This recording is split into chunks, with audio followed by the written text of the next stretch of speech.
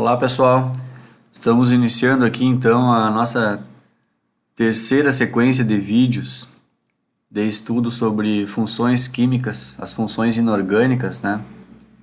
As quatro principais funções que são ácidos, bases, sais e óxidos, certo? A gente iniciou aqui na disciplina estudando a primeira função, teve toda uma sequência de vídeo, né? Um playlist aqui no canal sobre os ácidos, depois uma outra sequência de vídeos, um segundo playlist sobre bases, e agora a gente vai começar então, a partir desse vídeo aqui, o estudo sobre os sais, certo? Então só esse mapinha aqui para vocês se orientarem sobre o assunto, ser estudado. O que são os sais, né? Eu tentei inventar uma definição aqui bem simples, né? O mínimo possível que a pessoa tem que saber. Eu acho que eu poderia dizer que são compostos iônicos, tá? Quando está dito composto iônico, é porque a ligação química entre eles são ligações iônicas, né? Lembrando que sempre que uma molécula tiver ligação covalente, mas também faz ligação iônica, a gente diz que aquele composto é iônico, certo? Lembram disso, né? Então são compostos iônicos formados pelos cátions oriundos de bases. Então, se o composto é iônico, a gente tem atração eletrostática entre cátions e ânions. E a novidade aqui é que é o seguinte, um sal, o cátion dele sempre veio de uma base. E o ânion do sal, ele veio de um ácido. Essa aqui é como é que eu vou dizer, uma breve definição, né, do que são os sais, certo? Quanto à sua classificação, a gente vai estudar aqui na sequência dos vídeos que existem os chamados sais neutros, né? A gente vai estudar todos eles aqui. Existem sais ácidos, sais básicos, sais mistos, sais hidratados e também sais complexos. Eu sei que é um monte de nome, né? Mas vocês vão perceber que é bem tranquilo, assim. Vocês vão bater o olho e entender cada um deles. Eu acho que não tem dificuldade nenhuma aqui.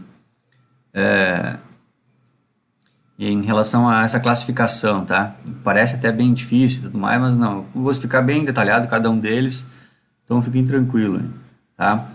E aqui, assim, já lembro da vamos só repetir aqui para vocês aqui que eu coloco o assunto principal e os itens em que a gente vai estudar sobre esse assunto. E o que tá exposto aqui na tela, à direita da tela, eu ilumino, digamos assim, com cores, né?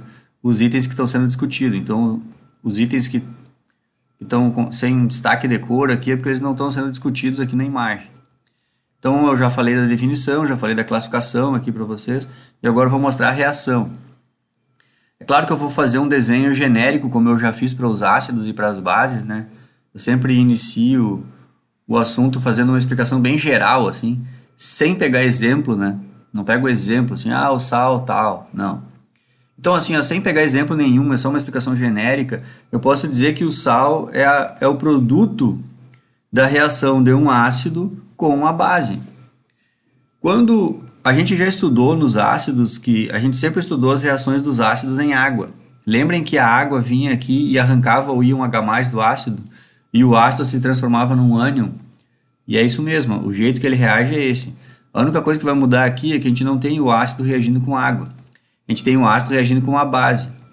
E também a gente já estudou aqui no curso, aqui na disciplina, que quando a gente coloca as bases iônicas, isso aqui é uma base iônica, né? A gente bate o olho e vê um cátion e um ânion, e o ânion é a hidroxila. Quando a gente coloca essas bases em meio aquoso, a água simplesmente separa esses íons. Então, se eu tenho esse íon OH-, que é a hidroxila, na hora ele vai reagir com íons H+. Então, esse hidrogênio vai embora daqui e vai se combinar com essa hidroxila aqui. E quando um íon H+ se combina com o OH-, o H+ com o OH-, eles formam quem? Formam a água, certo? Então, isso aqui eu não tinha trabalhado aqui na disciplina ainda, mas eu acho que agora para vocês está muito fácil, né? Porque vocês já sabem direitinho como é que o ácido reage em meio aquoso, como é que a base reage em meio aquoso. Então é muito tranquilo entender como é que o ácido reage com a base. É bem isso. Os íons OH- da base é que vão atacar os íons H+ do ácido, e aí arrancar esse hidrogênio lá do ácido, e todo o ácido então se transforma num ânion. E aí, esse OH- da base que reagiu com o H- do ácido se transforma em água. E aí o que, que sobra da base? Só sobra o cátion, entenderam? Vocês conseguem enxergar bem direitinho aqui, ó, visualmente ficou bom aqui, ó. Do ácido acaba sobrando só o ânion. E da base acaba sobrando só o cátion. Por quê? Porque o íon H+ do ácido e o OH- da base reagiram para formar água. E aí é que tá, se a gente tem um ânion e um cátion, se forma uma atração eletrostática entre essas duas cargas opostas, certo? E aí essa molécula aqui é o famoso sal. Então, expliquei aqui para vocês de modo bem genérico, assim, ó, que não tem exemplo, né? E isso aqui é sempre assim. O que vocês vão notar na sequência das explicações é que eu vou começar aí então a dar exemplos, né? Eu vou dar nomes, vou pegar exemplos de ácidos, exemplos de base e assim por diante.